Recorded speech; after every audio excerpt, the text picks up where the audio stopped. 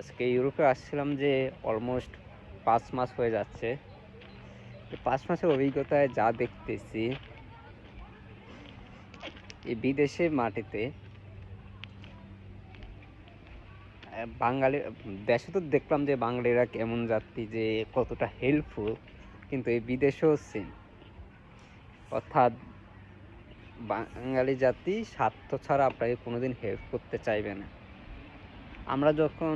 আমি যখন নতুন আসছিলাম, আমার কিছু ফ্রেন্ড সহ একসাথে যে বাসায় উঠছিলাম, ওই বাসাটাও এক দালালের মাধ্যমে উঠছিলাম। তো দালালিগুলো করে কে? বাংলাদেশি মানুষরাই করে। তো ওই বাসায় আমরা অ্যাকচুয়াল বাড়াচ্ছেও অনেক টাকা বেশি দিচ্ছি। বাঙালিরা আপনাকে হেল্প করবে বিদেশে, কিন্তু সে তার কমিশন খাবে। এটাই হচ্ছে তার হেল্প, অর্থাৎ যেটাকে আমরা দালাল বলে থাকি। তো আমি অনেক দালাল দেখছি, যে তারপর আমি এই সিটিতে আসলাম।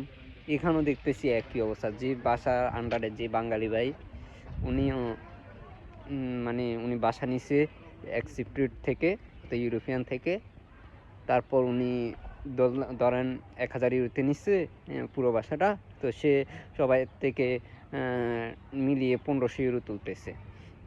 হ্যাঁ, তো ৫০০ ইউরো সে লাভ করতেছে। তো এগুলো আসলে বাঙালিরা করে, অর্থাৎ এরকম সো। এবং আমি আরেকটা কথা বলি, আমি যখন নিকোসিয়াতে ছিলাম, আমার কলেজ যে সিটিতে, আমি এখন লিমাচলে। তো ওই সিটিতে আমি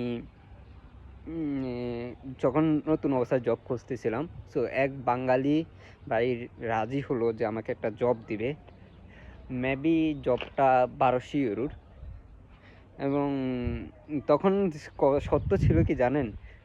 ৪০০ ইউরো তাকে কমিশন দিতে হবে। মানে ১২০০ ইউরো বাংলা টাকায় ১,৭০,৮০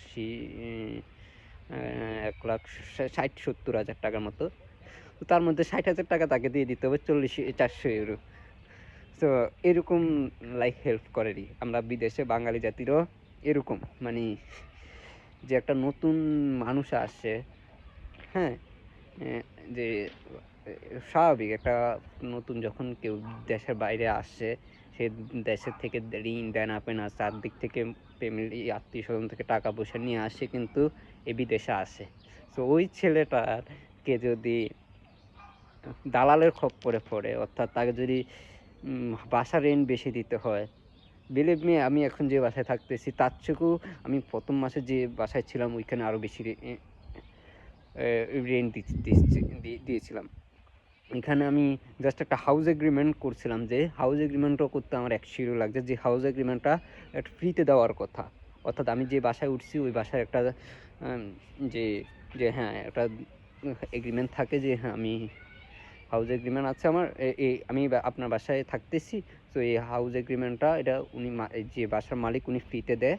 তো ওইটাও আমরা এরকম not only me but also other people, they are happens same event, uh, because most of the people, they are coming new and happening same like